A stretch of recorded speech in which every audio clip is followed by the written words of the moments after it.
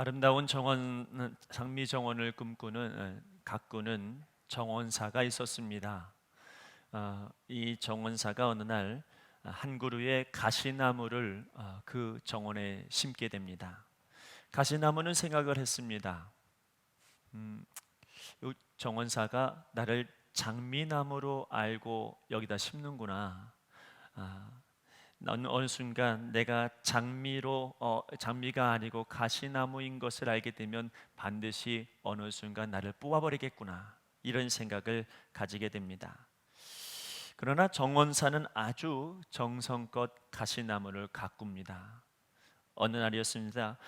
정원사는 날카로운 칼로 사정없이 가시나무를 베기 시작합니다. 가시나무는 생각했습니다. 내 운명대로 정말로 나를 끊어버리는구나. 난 이제 끝났구나. 그렇게 자기의 운명을 생각하면서 탓하면서 체념했습니다. 잠시 후에 정원사는 정원에서 가장 아름다운 장미나무 가지를 그 가시나무에 접붙여 주었습니다. 정신을 차린 가시나무는 자신이 더 이상 가시나무가 아니라 장미나무가 되어진 것을 그때서야 깨닫게 되어집니다. 자기를 볼 것 없다고, 볼품 없다고 그렇게 생각했던 사람들이 지나가면서 와, 꽃이 너무 이쁘다, 참 아름다운 장미나무구나, 이렇게 이야기하는 것을 듣게 됩니다. 그때 생각했습니다. 가시나무는 참 감사하다. 정원사가 나의 이 보잘것없는 가시를 오히려 정말 아름답게 바꾸어 주셨구나. 정원사에 대해서 너무 감사했고 그 감사함으로 눈물을 흘립니다. 여러분, 우리는 가시나무 같은 존재입니다. 여러분, 그러나 하나님께서 우리에게 예수님을 보내주셨죠. 그래서 이제 가시나무가 장미나무가 된 것처럼 여러분, 우리가 예수나무가 되어졌습니다. 물론 여전히 우리는 가시나무와 같은 본성을 가지고 있기 때문에 남을 찌르기도 하고 또 상처를 입히기도 합니다. 그러나 중요한 것은 예수나무의 특징이 뭐냐? 자신을 이와 같이 아름다운 나무로 바꿔 놓으신 하나님께 감사하는 마음이 그에게 있다는 것입니다. 오늘 여러분들은 다 예수나무입니다. 여러분들 안에 있는 감사가 우리 안에 넘치기를 소망합니다. 때로는 누구를 찌를 수도 있겠고 때로는 상처를 입을 수도 있겠으나 그러나 결코 우리가 놓치지 말아야 할 것은 나를 사랑하시는 예수님을 통하여 감사를 가지고 있는 그 마음입니다. 오늘 다른 건 다 잊어버려도 이 감사가 여러분의 삶 가운데, 여러분 마음 가운데 있기를 간절히 바랍니다. 오늘 본문의 말씀은 누가복음 15장 11절부터 시작되어지는 말씀인데 너무 길어서 그래서 우리 뒤에 있는 두 구절만 우리가 함께 보았습니다. 너무나 잘 알고 있는 탕자의 비유입니다. 여러분, 어떤 사람에게 두 아들이 있었습니다. 성경은 이렇게 시작합니다. 또 이르시되 어떤 사람에게 두 아들이 있는데, 이렇게 시작을 합니다. 이 이야기는 무엇이냐면 이제 예수님께서 말씀을 전하실 텐데 누구에 대한 이야기냐면 두 아들에 대한 이야기다 말씀하시는 겁니다. 둘 중에 한 사람을 놓고 지금 이야기하고자 하시는 것이 아니라 두 아들이 다 예수님께서 말씀하시고자 하는 그런 잃어버린 아들들입니다. 자, 이제 예수님께서 둘째 아들에 대한 이야기를 시작하십니다. 자, 둘째 아들은 아버지에게 말하기를 아버지여, 재산 중에서 내게 돌아올 분깃을 내게 주소서, 이렇게 아버지에게 구합니다. 그랬더니 아버지가 성경에 뭐라고 되어져 있냐면 자기의 재물을 나누어 주었다, 이렇게 성경은 쓰여 있습니다. 이 재물이라고 하는 단어를 헬라어로 뭐라고 썼나 보니까 비오스라고 하는 단어를 썼는데 이 비오스가 무슨 뜻이냐면 생명이라는 뜻이에요. 그러니 무슨 얘기입니까? 아들이 아버지한테 뭘 요구한 거냐면, 여러분, 원어로 헬라어로 이야기한다면 이런 겁니다. 아버지의 생명을 내게 좀 떼어주십시오, 찢어주십시오, 이렇게 이야기한 거고, 아버지는 자기의 생명을 찢어서 그 아들에게 준 것이죠. 여러분, 둘째 아들은 그 살림을 가지고 가서 어떻게 삽니까? 허랑방탕하게 살아서 낭비하고 돼지가 먹는 쥐염 열매를 먹으면서 살아가는 그런 아주 처량한 신세가 되고 맙니다. 아버지께서 떼어주신 아버지의 생명은 다 내팽개쳐버리고 이제는 보잘것없고 나약하고 별 볼 일 없는 그런 쥐염 열매, 그 세상이 주는 그 열매만 먹고 살아가는 그 정도의 인생이 되고 맙니다. 그는 후회했죠. 회개가 아니라 후회했습니다. 내가 왜 이 선택을 했을까?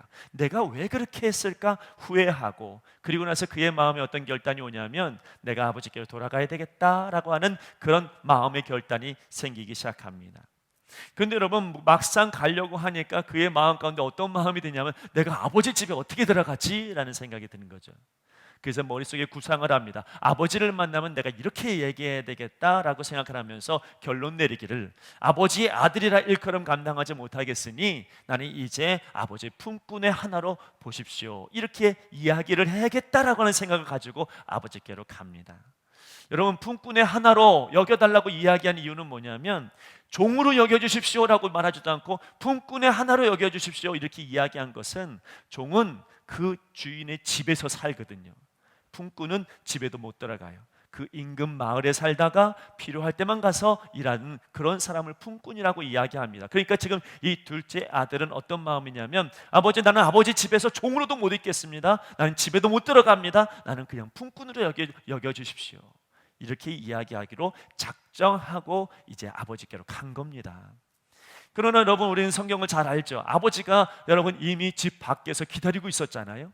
그리고 그 둘째 아들이 왔을 때에 둘째 아들이 뭐라고 말하기도 전에 이 아버지는 그 말한 것과 전혀 상관없이 하인들에게 명령합니다. 이 아이에게 옷을 입혀라, 이 아이에게 가락지를 끼워라, 이 아이에게 신발을 신겨줘라. 그리고 그 둘째 아들에게 이제 손을 붙잡고 잔치로 함께 들어갑니다. 자, 둘째 아들의 이야기가 이렇게 끝났으면 그 다음에 어떤 이야기가 나오냐면 첫째 아들에 대한 이야기가 나옵니다. 여러분, 이 첫째 아들은 조금도 아버지의 뜻을 어겨본 적이 없는 아주 착실한 그런 아들이죠. 그런데요, 이 아들이 돌변합니다.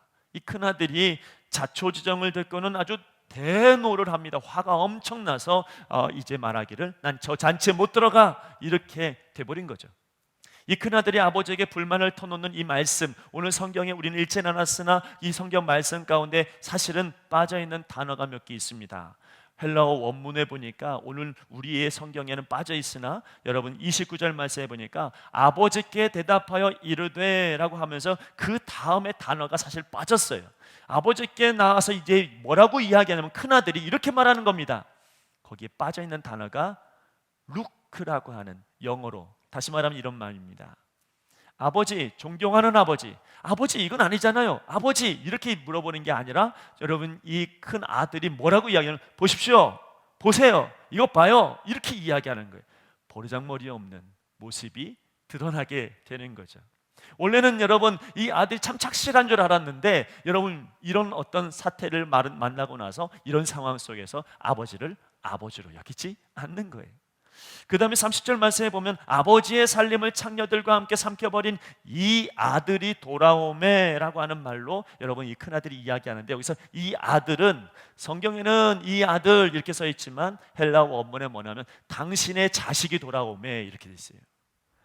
여러분, 그러니까 지금 이 큰 아들은 본색이 드러났는데 어떤 본색이 드러났냐면 당신의 아들, 당신의 둘째 아들, 나하고 같은 가족으로 여기지도 않는 그런 아주 불성실한 모습이 그에게 있습니다.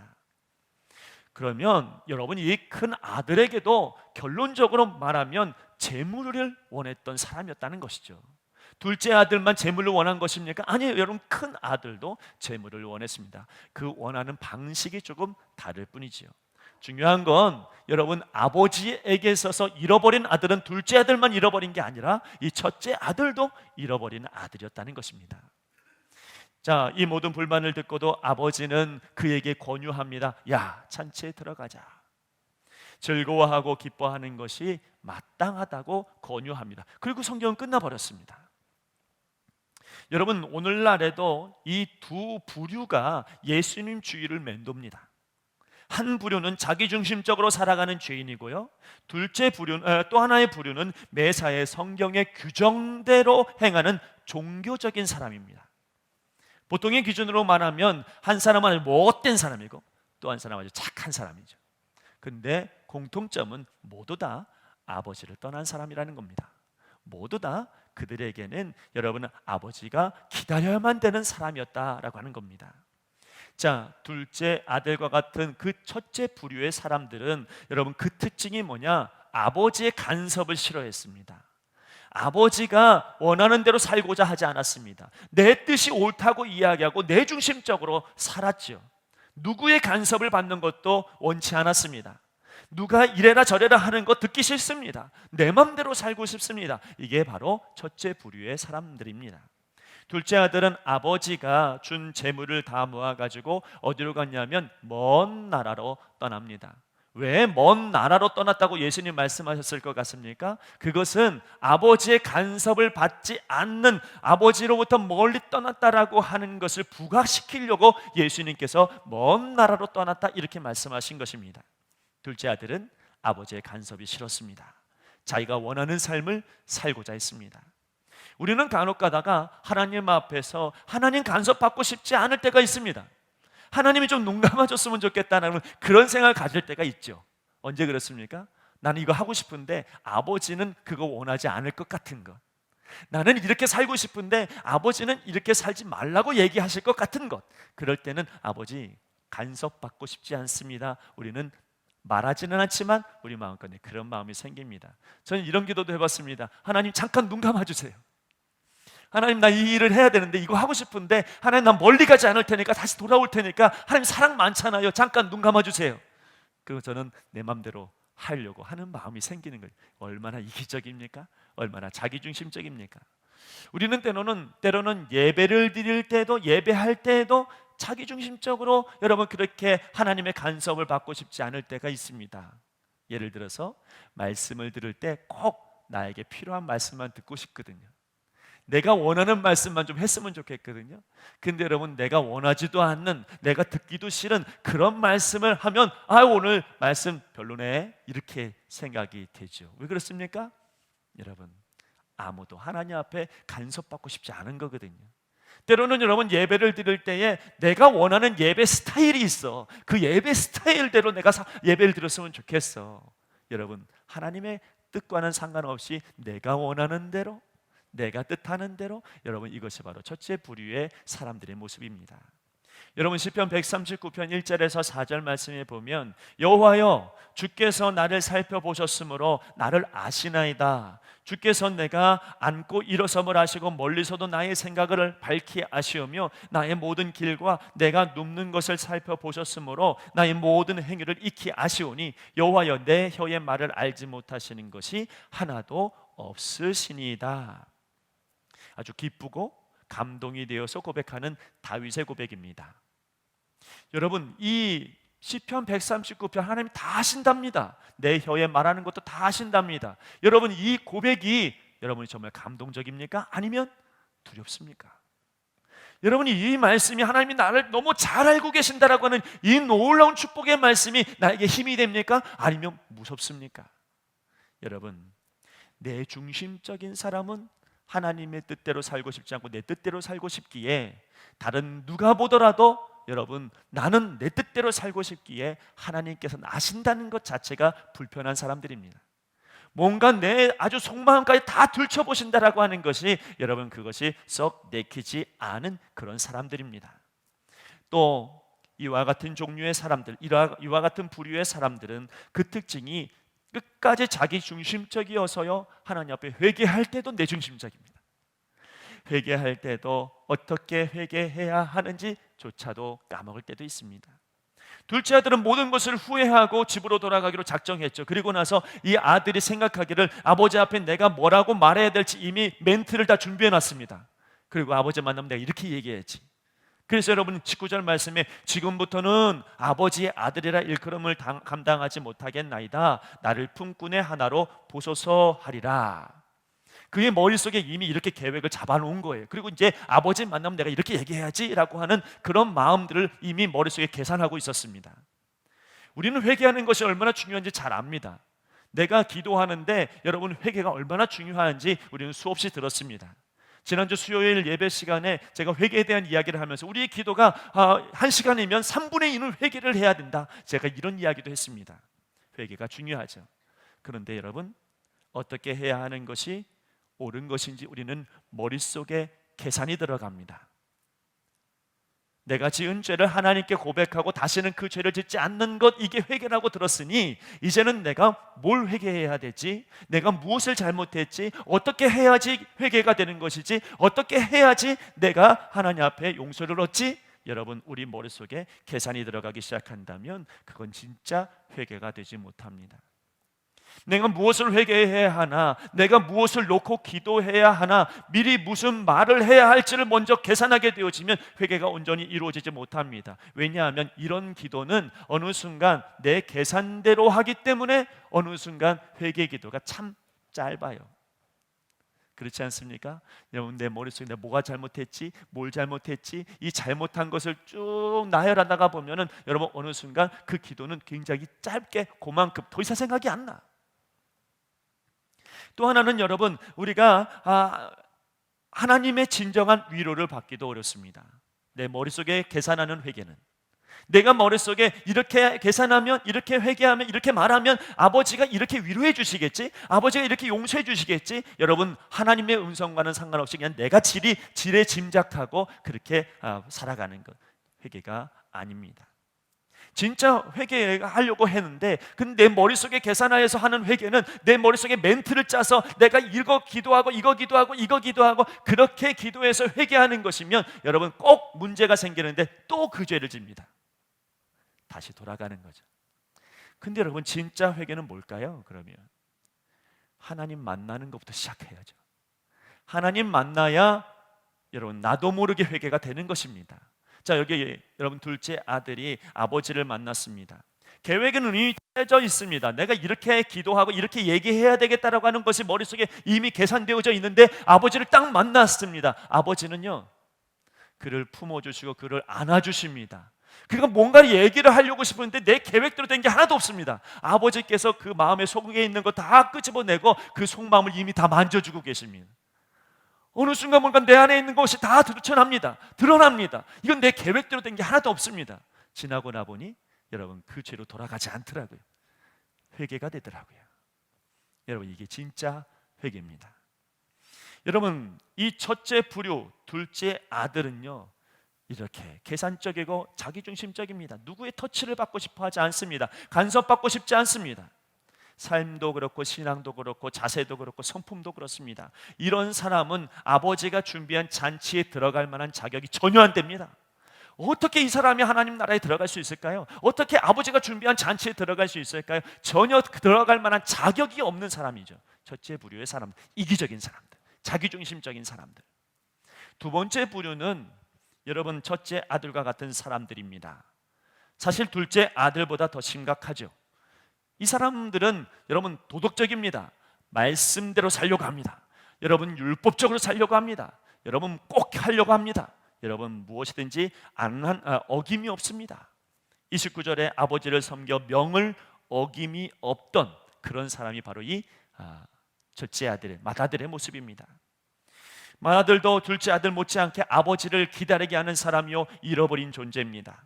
맏아들과 같은 사람들은 먼저 자기 뜻대로 풀리지가 않으면 여러분, 이런 사람들은 슬픔으로 끝나지 않습니다. 여러분, 자기 뜻대로 뭔가 일이 잘 진행되지 않으면 그러면 슬픔으로 끝나는 게 아니라 분노와 원한이 깊어집니다. 이들이 착하게 사는 이유는 선한 행실 자체가 즐거워서가 아니라 그런 자기 계산적인 방식으로 자신의 환경을 통제하기 위해서입니다. 쉽게 말하면 내가 법입니다. 자기 계산대로 모든 게 움직여져야 됩니다. 내가 원하는 내 뜻이 정답입니다.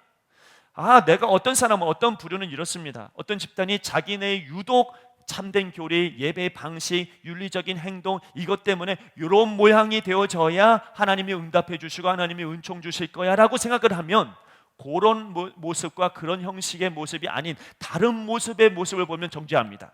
너 그래갖고 예배가 되겠어? 그래갖고 하나님 만나겠어? 그래갖고 하나님 은총 받겠어? 우리가 정해놓은, 내가 정해놓은 내 계산대로 내 중심적으로 해놓고 이걸 철저하게 지킵니다.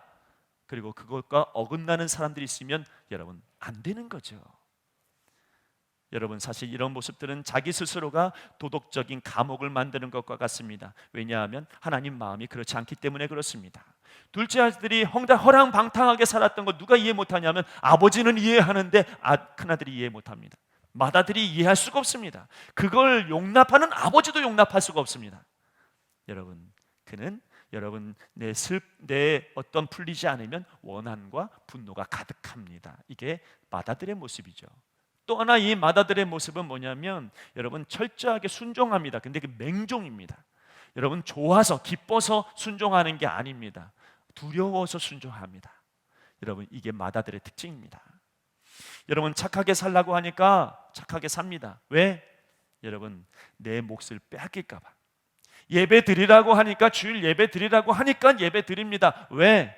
예배 안 드리면 일주일 동안 뭔가 일어날 것 같으니까. 기도하라고 하니까 기도합니다. 왜? 여러분, 기도 안 하면 하나님 앞에 외면당할까 봐. 여러분, 착한 일을 하라고, 선한 구제를 하라고 이야기합니다. 그래서 구제합니다. 왜? 여러분, 사람들에게 인정 못 받을까 봐. 여러분, 이 맏아들의 특징은 여러분, 언제든지 사람 눈치를 봅니다. 언제든지 여러분, 그 두려움 속에서 순종하게 되어져 있습니다. 그러나 여러분, 어떻습니까? 하나님 사랑하면 예배 드리지 말라고 해도 예배 드립니다. 아멘. 여러분, 하나님 사랑하면 순종하지 말라고 해도 순종합니다. 봉사하지 말라고 해도 봉사합니다. 사랑하지 말라고 해도 사랑합니다. 왜냐하면 하나님의 사랑이 너무 큰 걸 아니까. 이건 기뻐서 하는 겁니다. 즐거워서 하는 겁니다. 감사해서 하는 겁니다. 억지로 하지 않습니다. 맏아들은 여러분, 그 아버지 밑에서 일하는 모든 것들이 기뻐서 해본 적이 없습니다. 이렇게 해야지 내 몫이 생기니까 하는 것이죠.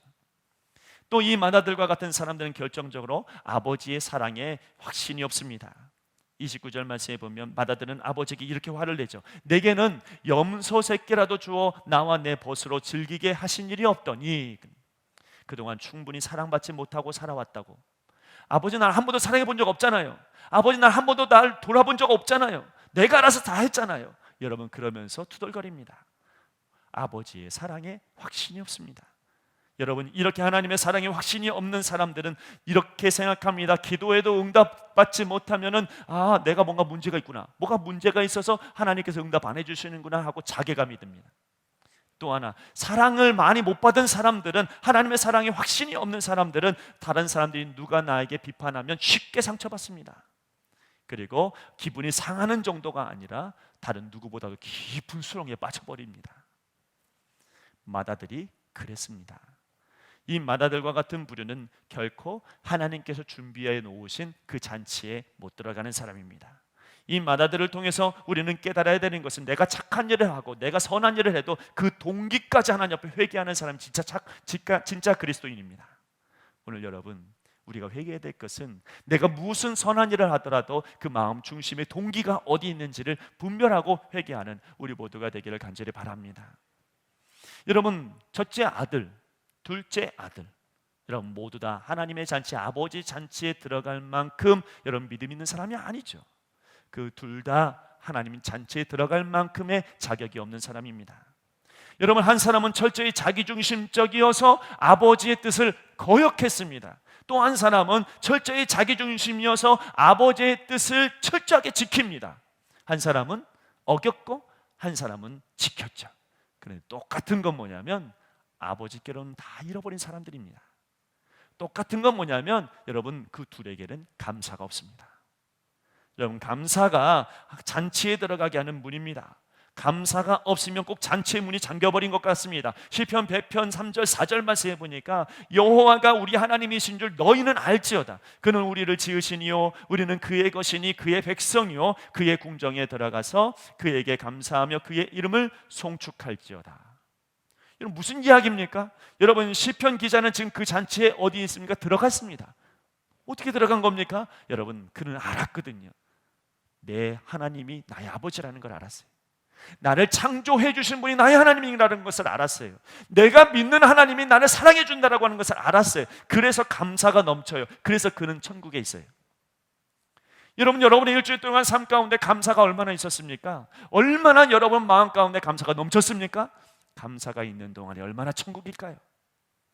감사가 없이 불평하고 원망하면 여러분 거기는 천국이 아니라 지옥입니다. 감사는 천국에 들어가는 문과 같이요.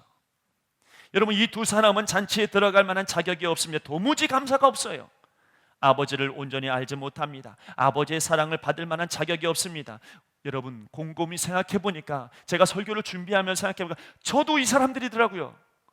어떻습니까? 어떤 때는 하나님의 말씀을 거역하고 어떤 때는 철저하게 지키는 것 같은데 동기는 내중심적이거든요. 그래서 여러분 우리는 이 두 사람에게서 벗어날 수가 없어요. 때로는 거역하고 때로는 지키는데 내중심적이에요. 그래서 여러분 우리는 모두 이 두 부류의 사람들입니다. 그래서 하나님 나라에 들어갈 수가 없습니다. 그런데 하나님은 그분의 사랑으로 우리를 잔치로 인도하죠. 하나님의 사랑이 우리로 진짜 감사를 알게 하십니다. 하나님이 나를 너무 사랑하셔서 내가 나의 아버지를 볼 수 있는 눈을 뜨게 하십니다. 그래서 그 사랑으로 하나님께 들어가게 하시죠. 그 사랑이 뭡니까? 예수 그리스도십니다. 예수님 때문에 우리가 하나님 나라에 들어가는 것입니다. 우리는 자격이 없습니다. 하나님 나라 어떻게 들어갈 것입니까? 이 자기중심적이고 나밖에 모르는 우리들이 어떻게 하나님 나라에 들어갈 수 있겠습니까? 예수님 때문에, 그분 때문에만 들어갈 수 있는 것입니다. 둘째 아들이 아무리 회개의 멘트를 준비했다고 해도 여러분 아버지의 사랑이 아니고서는 그 회개의 멘트가 무슨 의미가 있겠습니까? 아버지가 사랑해 주시니까 그의 멘트와는 상관없이 그를 품어주잖아요. 그러니까 그가 잔치에 들어갈 수 있는 거죠. 아버지의 사랑이 아니고서는, 여러분 아버지의 은혜가 아니고서는, 아버지의 희생이 아니고서는 우리가 하나님 나라에 들어갈 수가 없는 것입니다. 예수님의 희생이 필요했습니다. 예수님의 희생으로 우리의 모든 죄의 빚이 갚아진 것입니다. 우리의 잘못된 동기들이 예수님의 그 희생함으로 말미암아 깨끗해진 것이지요. 예수님께서 벌거 벗으셨습니다. 그래서 우리가 잔치 옷을 입은 것 아닙니까? 예수님께서 그 여러분 고난에 쓴 잔을 마셨습니다. 그러니까 우리가 잔치에서 여러분 기쁨의 잔을 드는 것 아니겠습니까? 예수님의 희생 없이는 아버지를 알 수도 없을 뿐만 아니라 감사할 수도 없습니다. 여러분 내가 일주일 동안 감사하면서 살고 싶습니까? 그러면 여러분 매일매일 예수님과 동행하십시오. 예수님이 여러분을 천국으로, 하나님의 나라로 이끌어 주실 것입니다. 미국의 어느 도시를 여행하던 사람이 주일에 대해서 예배드리기 위해서 이제 교회를 찾아 나섰습니다. 한참을 찾던 여행객이 교통경찰을 발견하게 되고 그 교통경찰에게 찾아가서 이렇게 묻습니다. 가까운 교회가 어디 있나요? 교통경찰이 그 사람을 빤히 보면서 여러분 그 먼 곳을 가리키면서 저기 교회가 있는데 저 교회 가십시오. 아니 교회가 가까운 교회가 거기밖에 없나요? 이렇게 물었죠. 그랬더니 그 교통경찰이 이렇게 말했답니다. 나는 기독교 신자가 아니에요. 그런데 여러 교회에서 나오는 사람들 가만 보니까 나는 기독교 신자는 아니지만 저 교회에서 나오는 사람들은 예배만 드리고 나면 얼굴이 해피해요. 저 교회에서 나오는 사람들은 얼굴이 늘 감사가 넘쳐요. 저 교회에서 나오는 사람들은 얼굴이 늘 기뻐요. 내가 볼 땐 나는 기독교 신자는 아닌데 저 교회는 진짜 교회 같습니다. 저 교회로 가십시오. 여러분 감사가 없는 교회는 가짜입니다. 감사가 없는 교회는 참된 하나님의 교회가 아닙니다. 매사에 감사가 넘치는 교회, 비로소 잔치와 같은 하나님의 나라가 임하는 교회입니다. 여러분 오늘 말씀의 결론이 뭐라고 생각하십니까? 오늘 사실은 결론이 없습니다. 여러분 사실은 오늘 본문의 말씀에 예수님께서 거기 있는 사람들에게 그 첫째 아들에게 이렇게 말합니다. 내 동생은 죽었다가 살아났으며 내가 잃었다가 얻었기로 우리가 즐거워하고 기뻐하는 것이 마땅하다 하니라. 그리고 끝났어요. 왜 그러신 겁니까? 왜 결론이 어디 있습니까? 이 맏아들 여러분 잔치에 들어갔을 것 같습니까? 안 들어갔을 것 같습니까? 여러분 이 맏아들 그래도 내가 아버지 말씀 듣고 잘못 생각했습니다. 이제 내가 믿겠습니다. 그리고 들어가겠습니까? 아니면 죽었다 깨어나 못 가겠습니다. 이러면서 여러분 버텼을 것 같습니까? 결론이 나 있지 않습니다. 왜 그랬을까요? 여러분 이 맏아들과 같은 바리새인들이 지금 예수님의 말씀을 듣고 있거든요. 그래서 예수님 말씀하시는 거 너 한번 생각해봐라. 어떤 사람이 하나님 나라에 들어가겠느냐? 어떤 사람이 아버지의 축복을 받겠느냐? 여러분 우리에게도 질문하십니다. 이 맥주 감사절에 우리 주님께서 우리에게 질문하십니다. 일주일 동안 내게 필요한 분이 누군지, 그리고 내가 가져야 될 마음의 자세는 무엇인지 한번 생각해 보라고 오늘 주님께서 우리에게 말씀하시는 것입니다. 기도하겠습니다. 하나님, 매주 감사절을 우리가 하나님께 올려드립니다. 하나님, 무엇보다 우리 마음 가운데 예수님이 필요합니다. 예수님 없이는 아무것도 이루어질 수 없고, 예수님 없이는 아버지의 잔치에 들어갈 수가 없습니다. 감사가 없습니다. 하나님이여, 일주일 동안 우리 마음 가운데 감사가 넘쳐나게 하여 주옵소서. 이 감사로 천국의 문이 열리게 하여 주시고, 이 감사로 아버지의 품에 있게 하여 주시옵소서. 오늘도 하나님께서 우리와 함께 해주시니 감사하오며 예수님의 이름으로 기도하옵나이다. 아멘.